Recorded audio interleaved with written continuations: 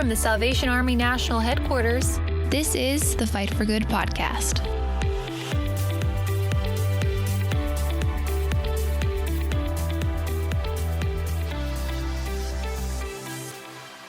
Well, hi, everybody, and welcome to another episode of the Fight for Good podcast. I'm your host, Lieutenant Colonel Tim Foley, broadcasting from our headquarters here in Old Town Alexandria on a very bright but brisk, sunny day in looking over the nation's capital.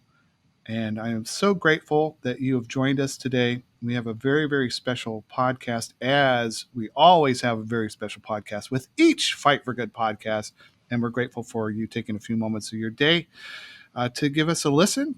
And today with me, as always, my left and right hand, my left and right foot, our editorial director, Mr. Jeff McDonald. Greetings, Colonel Foley. Good to be with you. Well, I must say, and to our listeners, we are now, when we make these podcasts, we are now able to see each other. And you're like, well, couldn't you see each other before? Yes, but not really, because we didn't have the means when we started recording these remotely during the pandemic to see each other. But now the technology with the software software platform that Elizabeth has discovered for us allows us to see. And you all need to know that Mr. McDonald just looks very distinguished today. He looks very editorial-like with a nice sweater on. Image is everything, right? It's all about the image. Yeah. It's all about the image. Someday I'm going to come and I'm going to wear a nice sweater like you. That'll be nice. But I can't. Well, you have the authentic against the law. look. You have the authentic look for us, you know. I do. The official. Also, I'm looking at the left box and I see our smiling and happy Elizabeth, who is our producer. Good morning, Elizabeth. Good morning.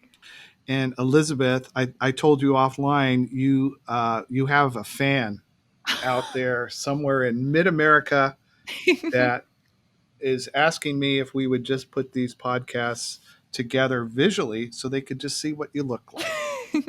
I just like people to pretend that I look like George Clooney, but yeah, that's whatever. However, I do get, on occasion, Jeff, I do get the, hey, you look like Dennis Quaid thing. I have that. I can see that. That's so true. I get that quite a bit. And I say, well, yeah, it makes sense. Thank you very much. Did you like me in my latest episode? And anyways, Jeff. Yes, sir. You have something that we've been doing is you've been pulling these quotes out of the air. So I always look forward to the quotes. And when I go back and review the podcast after Elizabeth does all her editing and before we give the final thumbs up, I'm really glad we started doing this. What do you have for us today? It's in keeping with our special guest today and the subject we'll be dealing with. This is from Aristotle, of all people. We are what we repeatedly do. Excellence, then, is not an act, but a habit. Ooh. There it is. Succinct, that is very... But we know that. I think you should throw more Aristotle, more Plato, more Socrates into this. I think that will take not Nietzsche though. I won't go to Nietzsche. I'll stay away from Nietzsche. No, you better not. No, we're staying away from Nietzsche. And Thomas Paine, he's questionable. Sorry, Thomas go Paine? ahead. Yeah. You don't want to quote from Common Sense? Oh. Well, yeah. He's a notorious, atheist. This is true. It's anyways, in today's podcast, we are really thrilled to be to have the opportunity to speak with our guest today. And with us is Daniel Kennedy.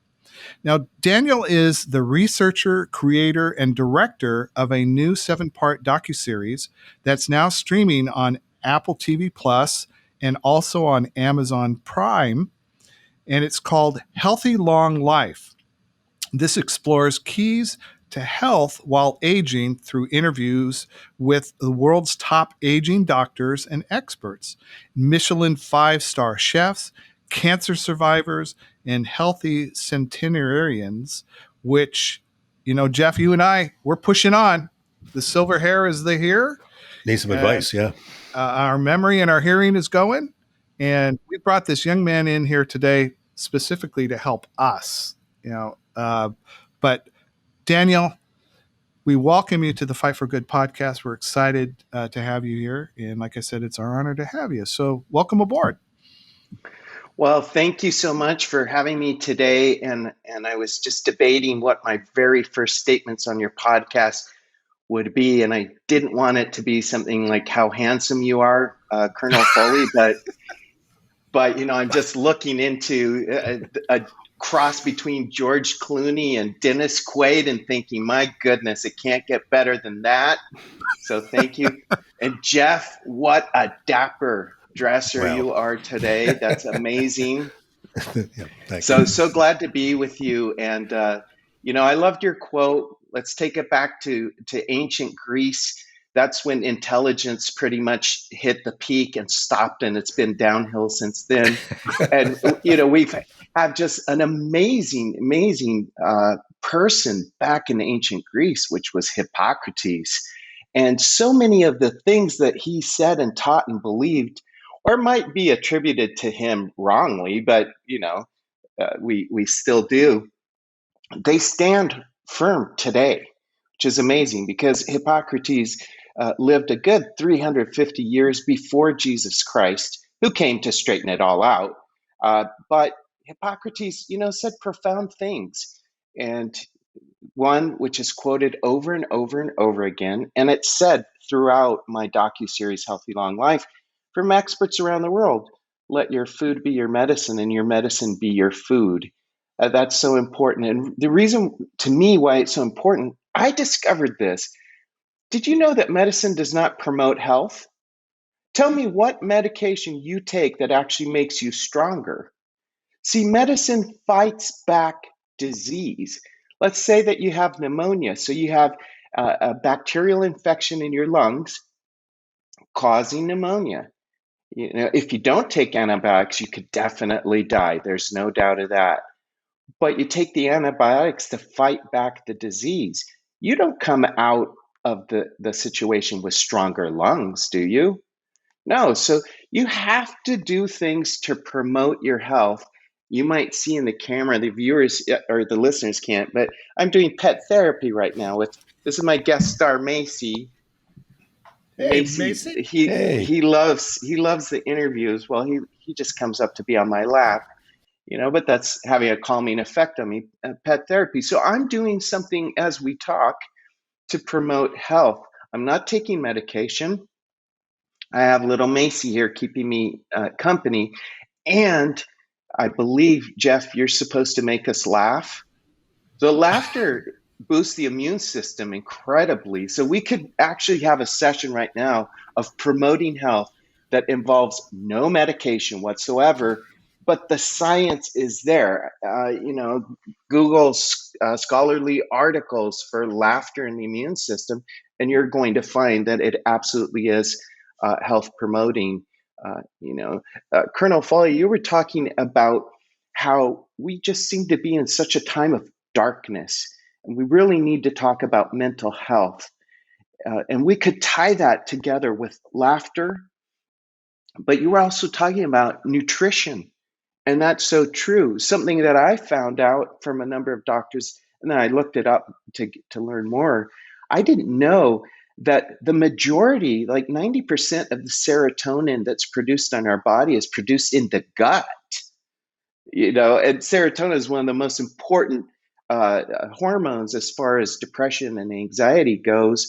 And so our gut health, what we're eating to promote a healthy gut, is going to have a direct impact on how we're feeling mentally and emotionally. So lots of incredible things. God made us so incredible. It's just amazing. Something, Daniel, that I'm seeing recently, just like in the last month or so, I keep seeing the benefits of just drinking water more and more. It's like I have Christian friends that say, worry less, drink more water, and just something as simple as making sure that you're taking in enough, hydrating yourself, does something not only for your body, but it does something for your brain as well. Yeah, Daniel, this is such an enormous, it's a big and important subject we're dealing with. The Army, has a tradition of holiness, and it ministers to the whole person, mind, body, spirit, Yes. emotions, body, spirit. Recognizing the founder of the Army, William Booth, said you must first give a man some soup before you can preach the gospel to him. And I know that you have a background as a pastor as well, so you have a heart for people. Um, the We're inundated today with all these messages about medicine and healthy living, and it's a labyrinth to cut through. At the same time, your series I really found fascinating and really well done.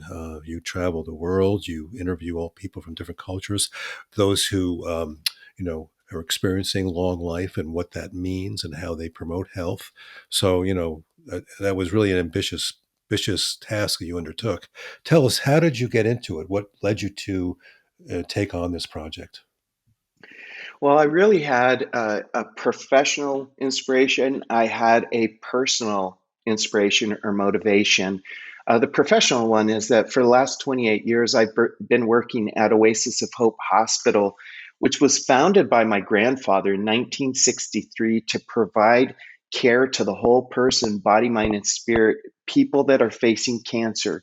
And so that's what we've been doing for almost 60 years, I think about 58 years, but I've been at it since 1993. And I got to work side by side with my grandfather for 7 years before he passed away. And so those were very formative years for me.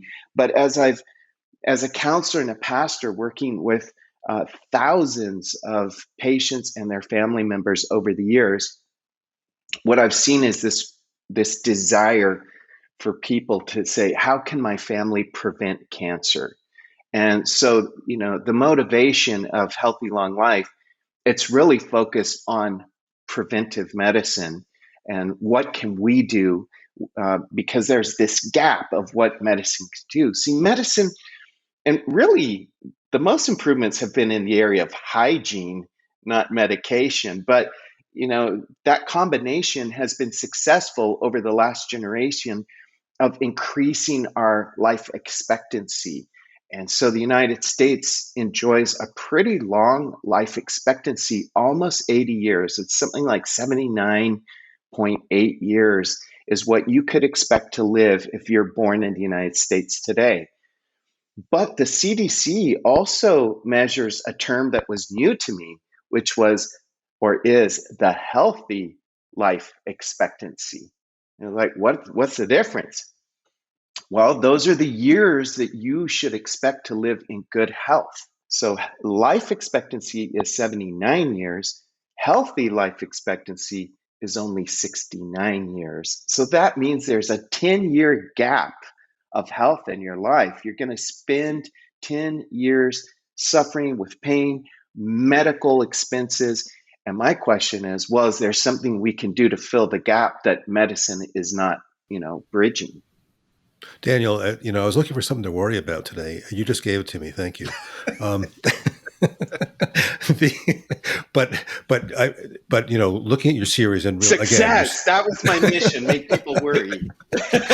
Yeah, right. No, but there's answers. There's hope. There's a 7-part series, and again, it's quite well done. But you also present the scope of the problem, that we spend 90% of healthcare dollars in the last phases of life. Is that right? And as you say, medicine is fighting, is not preventative. It's trying to fight the disease. So you went on this path. Let's get this out of the way. How does faith impact health in your research? Have you found that in your research? Yeah, well, I decided to interview people that have survived cancer.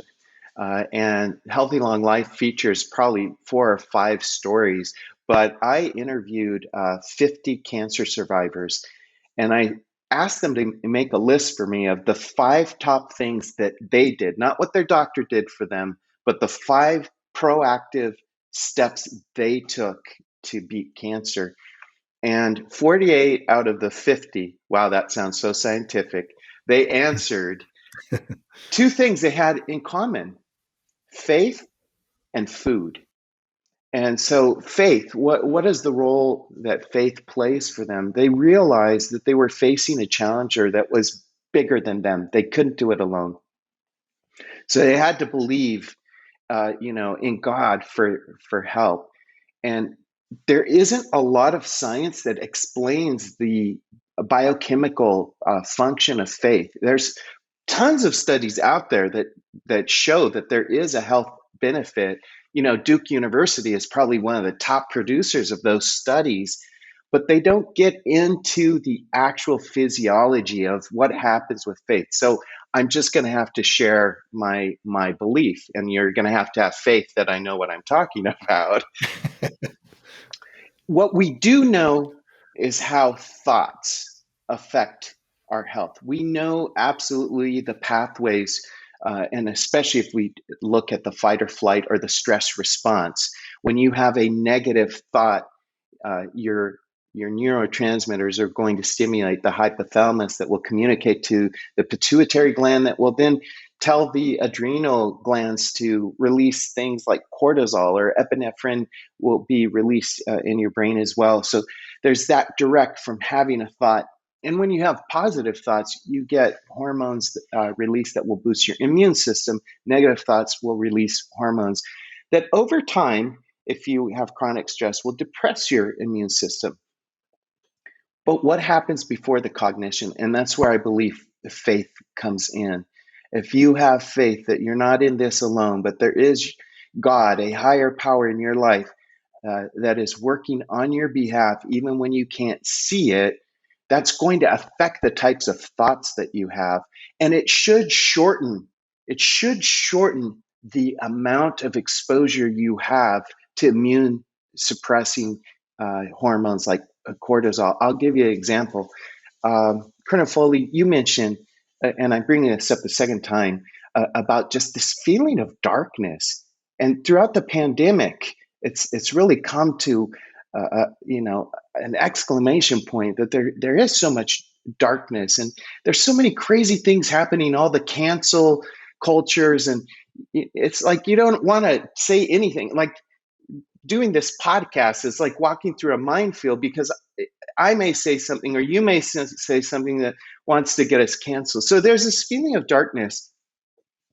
And as I was perceiving that, and my devotions, my personal spiritual devotions, can happen at any time from 12 a.m. to 6 a.m. Because if I wake up in the middle of the night, I'm like, that's my cue. And I listen to the Bible, every night. And I was just feeling, this overwhelming awareness of darkness.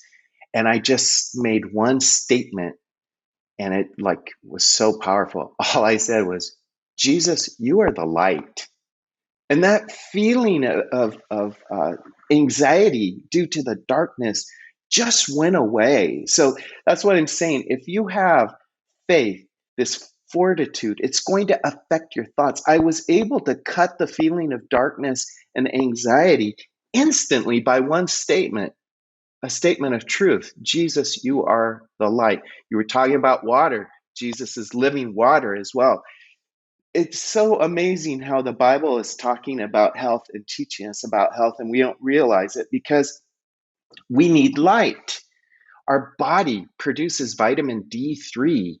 Vitamin D3 scientifically is one of the biggest protectors against COVID-19 and all other viruses. So I learned that from speaking to the experts as well. We need water. The hydration, 70 to 80% of all of us are dehydrated. I surely don't drink enough water. It's a challenge to do that. So I find it, amazing that we need water, we need light, and we need air. And you find all of that in God. Jesus is the light. He's the living water. And when God created us, we weren't alive until he did what? Until he breathed into us. He gave us life through breath. So that was the oxygen, the air that we breathe, coming in. So it's amazing. And the other component too is we need each other, the community of saints, right? Even with in and outside of the faith, during the pandemic, we've heard over and over, we're all in this together. Like we're all trying to flatten the curve and do this, that. And now we're seeing all these separations occurring again. And you're seeing different, different opinions and different ways that go about it. But I think what you're trying to do here is just to keep us as individuals, keep us focused. Like think about your well-being, both mentally and physically, and the longevity of your life. That there are things that you can be doing now, right now, that would add to that. So, do you have for our listeners, just like some advice to give folks on what can they do to better themselves, to better their health, like almost instantly? Yeah, I distilled it down into maybe five main actions that you can take. But to just give you an idea of if you were to binge watch my docu-series, it would take you about 5.5 to 6 hours. But my interviews, what I actually filmed was about 110 hours. And so I edited down 110 hours to what I thought was the most important 5 to 6 hours. And now I'm going to edit that down to 5 speaking points. And so I would say, the first thing is go watch the docu-series. And all you have to do is visit my website, healthylonglife.com.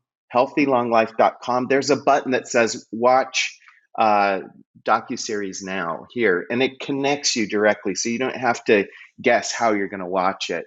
And then there's also a button on healthylonglife.com where if you click it, it's going to offer you our free cooking app, which is called Healthy Long Life. It's available for Apple and Android, and it's got a lot of good healthy eating recipes and video demos. And it's also going to offer you free vitamin D3 and zinc, which our bodies need to combat all viruses. So back to the 5 points. Colonel Foley, you mentioned the importance of us being connected together. When we were filming in Sardinia and also in Japan, initially I was going to call my docuseries Eating Well, Living Long. I was convinced that it was just about food and that was it. But what I found was the importance of that connection, the social connection, the familial connection, and the spiritual connection. And that became one of my 5 most important points about how to live a healthy, long life. Connections are so important. And I went deeper into it to find many studies that talked about the immune system and people that have social connections. So one way that it works is I talked about the stress response from anxiety. The people that are involved in warm, friendly relationships have lower levels of anxiety. I guess you have somebody to spill the tea to or de-stress by sharing, the load. It's like, hey, call Jeff. If you're feeling bad, call Jeff and download all your stress on him. He can take it. Well, Yeah. to kind of I'm shaking as you speak. not to interrupt. I want you to keep your train of thought. But there was the ancient discipline of confession in the church, right? That we confess our sins to one another, and we've lost that fact. But the nice thing about these two that I work with here is I get to kind of be Tim, and especially with Jeff. I get to be not Elizabeth's like, oh my goodness. But you know what I mean? I mean, I have a role that I have to play in my job and there's an expectation.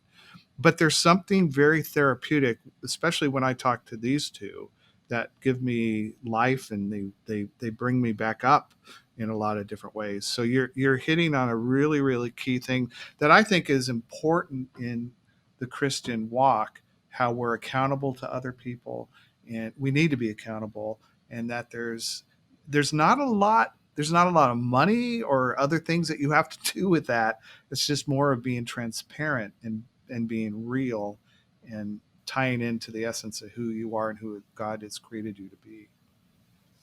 When we talk about confessing our sins to each other, that just sounds very scary, and we want to build up all these walls, and we don't want people to know who we really are. We fear rejection, but in my experience, when we've had like men groups and we got to get together to, uh, confess to each other, it's amazing the amount of relief that comes over you when you just say, look, I've been struggling with this and I didn't get it right. And you hear two or three other men say, I've been dealing with that too. And you find out you don't want to confess to the wrong people. You need to be with people that love and care and are going to give you a non-judgmental response, right? So choose carefully, and you sure don't need to blast it on Twitter, but in a confidential manner, to be transparent and accountable to somebody.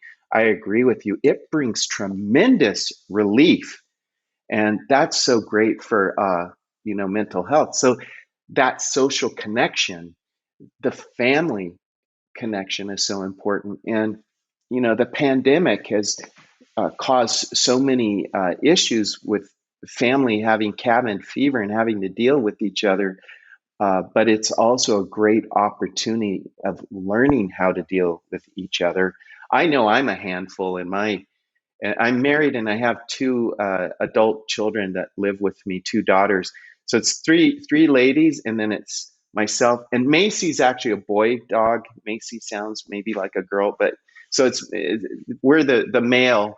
And I'm not sure which one is the alpha dog. I think it's me, but Macy thinks it's him. But they have a lot to deal with me, and the pandemic has caused that. But I'll give you a personal thing. We've been doing like more online church than physical meeting, and as a family, wow, we've grown so much, because when we were going to our physical church here in San Diego, we just go to church. I mean, it's not as bad as we just checked the box, but we just kind of went and then went to eat. But now we watch the sermon and we're in our home, and well, first of all, we get to eat while we watch the sermon. That's wonderful. That is wonderful. The usher's not telling you take those nachos out of the chapel. Yeah, absolutely. And then we get to interact with each other. And so we found a way to turn the pandemic into something positive in our spiritual life. So, we're talking about connections. I would also share, you're going to learn by watching Healthy Long Life that, well, since medicine can't promote health, what does promote health? And you're going to find a lot of being active, stories of being active, and also, the food we eat. We also learn that excess, and I would say excess in food, but really excess in anything, excess emotional baggage, excess stress, that will take years off your life. So getting rid of the excess in your life is really important. And as I spoke to experts around the world, and I spoke to the director of the Department of Nutrition for the World Health Organization in Geneva, Switzerland, I was blessed to speak to the director of nutrition for the Department of the Israeli Ministry of Health. I thought that was incredible to be in Israel and talk to the top government nutrition official. I spoke to a researcher in Max Planck Institute in Germany, and I spoke to professors at the University of Beijing in China, and also University of Delhi in India. Everyone had their idea of what we should be eating. Oh, I forgot, I had a great interview at the University of Paris, or Sorbonne, with Professor Karine Clement. They all had their idea of what we should be eating. So it was a little bit different, but what they all agreed on is that we need to eat less than we're eating. That's probably not good news for our listeners today. Eat less.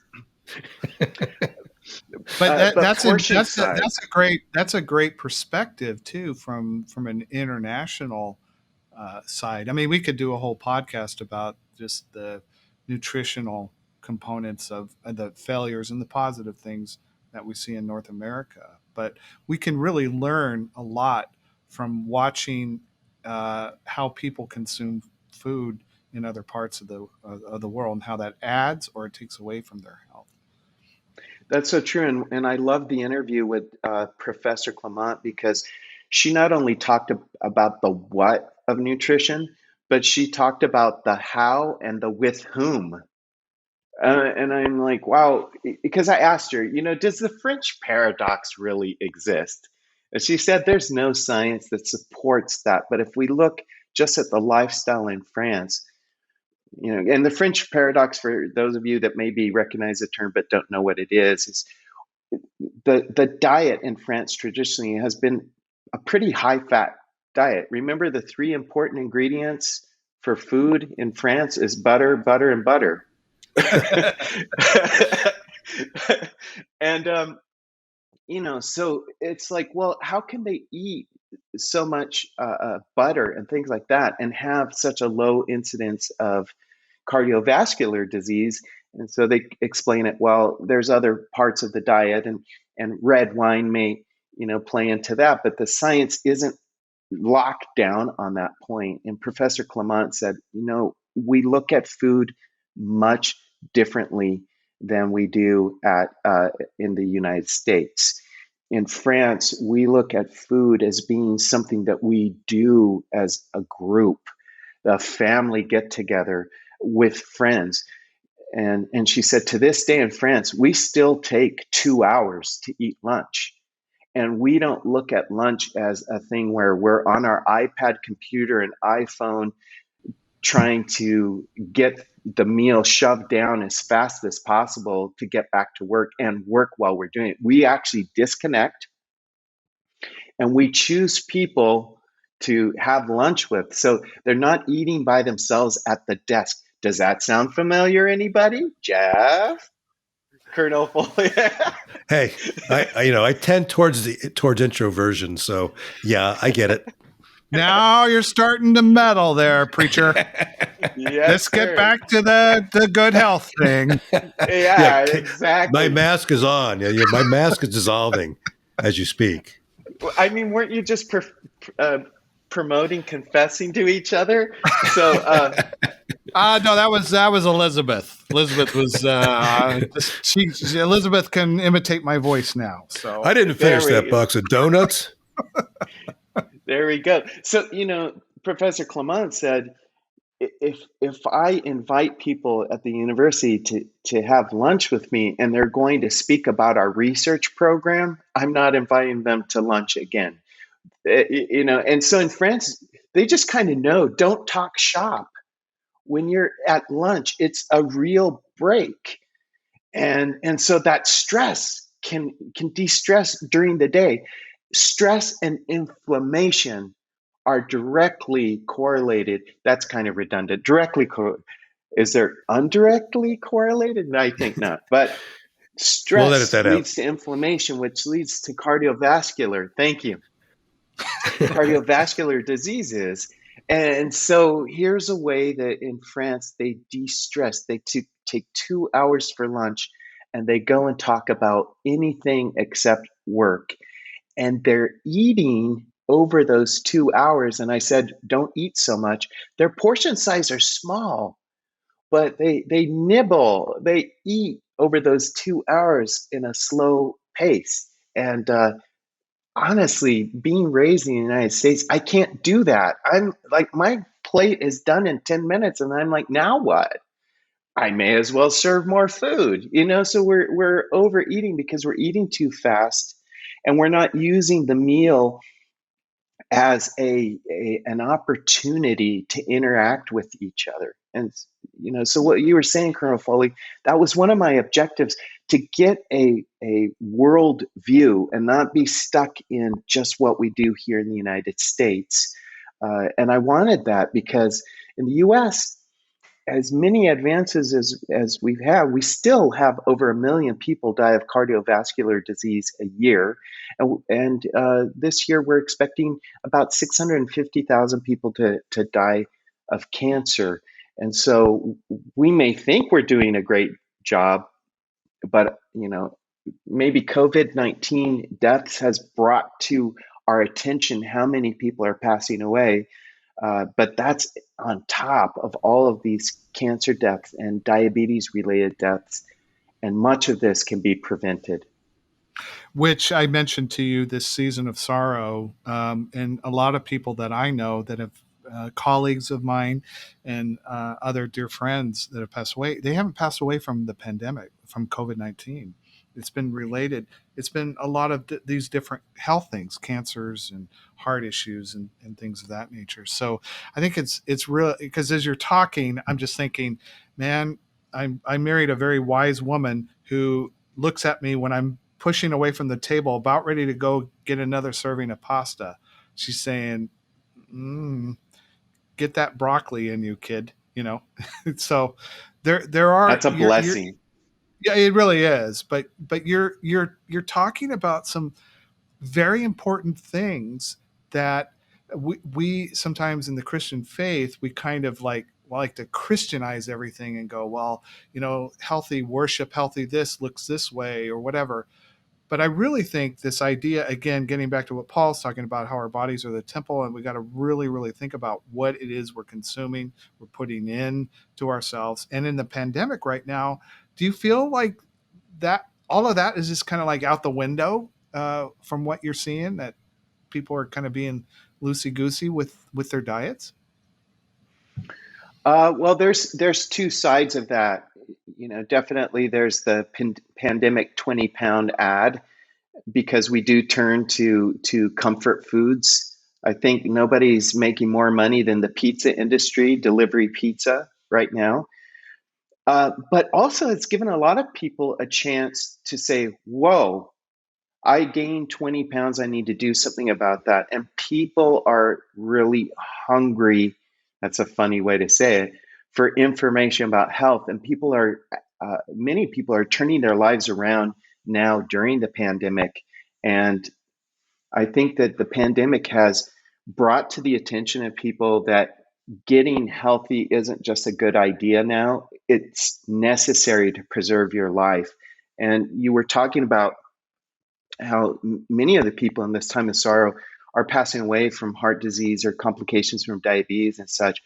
But the combination, if you are, say, 20 to 30 pounds overweight, if you get COVID-19, the statistics say that you will not recover as well. You may not survive, but your recovery will be much more difficult. So the science is talking, and my experts on Healthy Long Life explain about the connection between comorbidity and not doing well with COVID-19. Comorbidity is when you have more than one health issue going on at the same time. And since most of us in the United States have a BMI of higher than 25, and it's really, really easy to have a BMI over 25, most of us are overweight or obese, which means, if we get COVID-19, we're going to struggle more. So the number one thing you can do after, let's just say, hand washing is important, social distancing is important, mask wearing is important. I'm not saying it's not, but losing weight is one of the most powerful things that you can do to protect yourself against COVID-19 or recover better. And then we have a lot of deficiencies, and the studies say that we need vitamin D3 and zinc and melatonin and quercetin. And so supplementing your diet during this time of the pandemic can be very key as well. And that's why we're offering some of those supplements for free at healthylonglife.com. We really want to help people prevent illness. But one thing I think we have to talk about is genetics. You were asking me, why did you film Healthy Long Life? And I said there was my work motivation, the professional, but there was the personal. And the personal is this. When I was 8 years old, my grandmother died of ovarian cancer. My grandparents had 3 children, my dad, my uncle, and my aunt. My dad had 3 types of cancer, but he passed away 2 years ago of congestive heart failure. My uncle died of pancreatic cancer. My aunt died of stage 4 melanoma cancer. So 3 out of 3 had cancer. The 2 brothers had kids. My aunt never had a child. So we were 5, myself, my sister, and 3 cousins. Out of the five, the very firstborn, my cousin, he has already had cancer. He's doing very well, praise the Lord. But you would think, right, if you're doing a medical questionnaire, has anybody in your family ever had cancer? And I'm like, yes, yes, yes, yes. You would come to the conclusion, cancer runs in your family. And so is that my destiny? And is that my children's destiny and my future grandchildren? Or is there something that I can do about it? And what I found by interviewing incredible doctors like Dr. Dean Ornish, I got to interview from the University of California, San Francisco, and Dr. Michael Greger, who's the author of How Not to Die. What a great title. They talked about how, healing foods can turn bad genes off. And then I talked to my uncle, who's the oncologist at Oasis of Hope, who pointed to studies, and another oncologist out of St. Louis, Dr. Delia Garcia, who pointed to the fact that out of all cancers, only 10% are attributed to a cancer gene. And we're so programmed from the media to think cancer's all genetic, and if you have a cancer gene, there's no hope for you. But that's not true. I just did a easy fact check. I went to cancer.org, the American Cancer Society, and looked up genes in cancer, and they have the studies right there. Only 10% of people that have cancer have an actual cancer mutated gene. What an opportunity. That means that 90% of my probability depends on what I do, not the genes I inherited. And what we find in Healthy Long Life is that we're not inheriting bad genes as much as inheriting bad habits. And so excellence, tying back to the original quote, is a habit. It's a habit. So excellent health is a habit. You have to be proactive. And in the United States, our health is a passive or reactive model. Since the time we were born, we were raised to just go on your life, and when you're feeling bad, go to the doctor, he'll fix you. We need to change that. And Healthy Long Life is going to help give you the information to where health is no longer a passive or reactive model, but it is a proactive model. When you're in the pursuit of health and everything you do, mental health, emotional health, spiritual health, and health is so quick to develop and it's so fast to lose.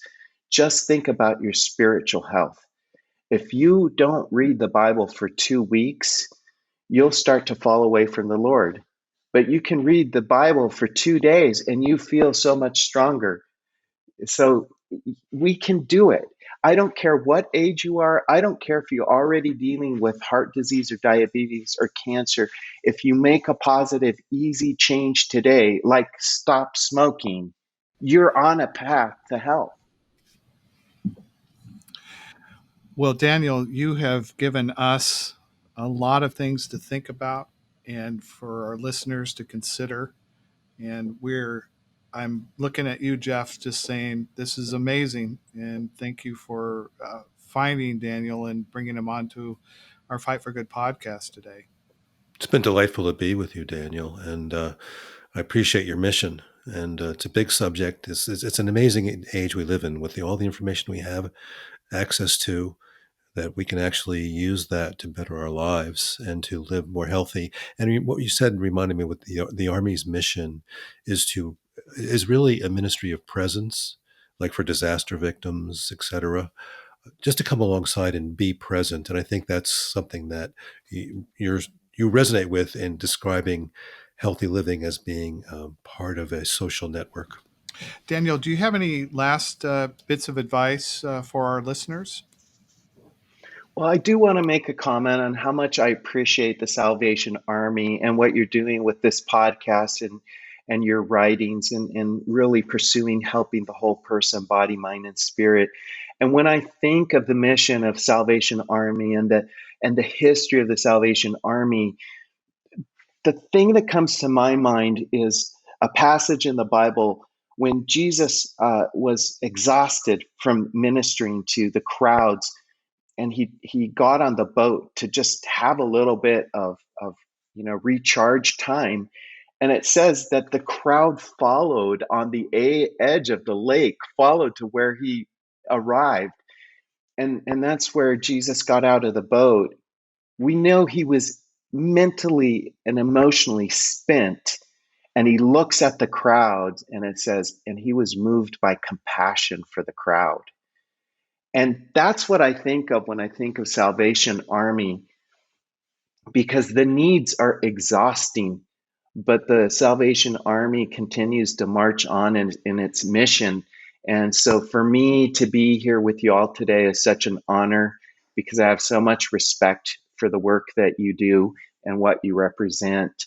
And just to, at the end of this podcast, I would share with you these 5 points. Medicine can keep you alive, but it doesn't promote your health. So you need to be proactive about it. Decrease the portion size, get rid of the excess in your life. Don't eat so much food, but also don't carry that emotional baggage. Get rid of that excess. And the key to that is working in the area of forgiveness. I'm reading another book on forgiveness, and I would just say, read about forgiveness, because when you forgive others, you're not letting them off the hook. You're letting yourself off the hook, because that is excess baggage you should not carry around anymore. And then the connections, even if it's by a Zoom call, keep connected to your friends, to your family, and more than anything, to the Lord. That will help lower the anxiety and the depression in your life, and that will help then take a load off your immune system. Healing foods. Don't go for the second plate of pasta. Go for a plate of broccoli. Your wife got it right. Broccoli is part of the cruciferous family of foods, and cruciferous comes from the word the cross, and life, it comes, through the cross. But cruciferous foods are loaded with sulfates and polyphenols that combat cancer and inflammation. So going for that broccoli is so important. So go for the foods the way God made them. Eat God-made more than man-made foods. I love God-made foods. You can go into an apple orchard and pull an apple. Maybe that's not the right example. Garden of Eden, it was the apple that was the problem. Okay, you go into a peach orchard, you pull the peach. What do you have to do to that? What do you have to do to the peach to make it delicious? Nothing. It's a complete food. The skin, everything. It has the enzymes, the vitamins, the minerals. That's the way God gave it to us. We don't have to do anything to improve on God-made food. And the last thing I would say is be active, especially during the pandemic. Lots of breeze, right? You don't want to be closed in all the time. You want to be where there's air circulating. This is such a great time to go out for walks, and hiking and walks on the beach and things like that. Be active. So I'd appreciate it if you'd visit my website, healthylonglife.com, because we have resources for you on your pursuit of health. And God bless you so much. Well, Daniel, thank you once again for joining us today. It was our honor and privilege, and we would encourage our listeners to take a few moments. Jeff, I'm thinking this weekend, I'm going to binge this. I'm going to put aside my binging on King of the Hill that I've been going through. Okay. Because Daniel, if you picked up on anything, I believe in laughter, and I believe in, making sure Yes. that we get those endorphins going. But I know my wife and I myself will take some moments and look at your Healthy Long Life streaming on Apple TV Plus and on Amazon Prime. Also, you can go to healthylonglife.com, and there you can find more information, free samples and other things that will help you. Daniel, you'll know that we're really committed to the well-being of our listeners and our readers of the War Cry, and you've touched on so many different things that we, Jeff and I, have in the last couple of years we've been working on creating space in people's life in order for them to rest and to be able to be able to be equipped for the battle, in so many different ways. But you've been very pragmatic, and we wish you all the best for you and your family, and for what you continue to do for the kingdom of God and for the health and well-being of the citizens on this beautiful planet that God has given us in these moments. So thank you once again. I love that. Thank you. Well, that's going to end this episode of the Fight for Good podcast. Be sure to subscribe to Fight for Good wherever you listen to your podcasts at. And don't forget to follow The War Cry and Peer Magazine on Facebook, Instagram, Twitter. You can read The War Cry now at www.thewarcry.org, and also Peer Magazine at www.peermag.org. Until next time, this has been the Fight for Good podcast. Bye for now. Subscribe to Fight for Good wherever you listen to podcasts.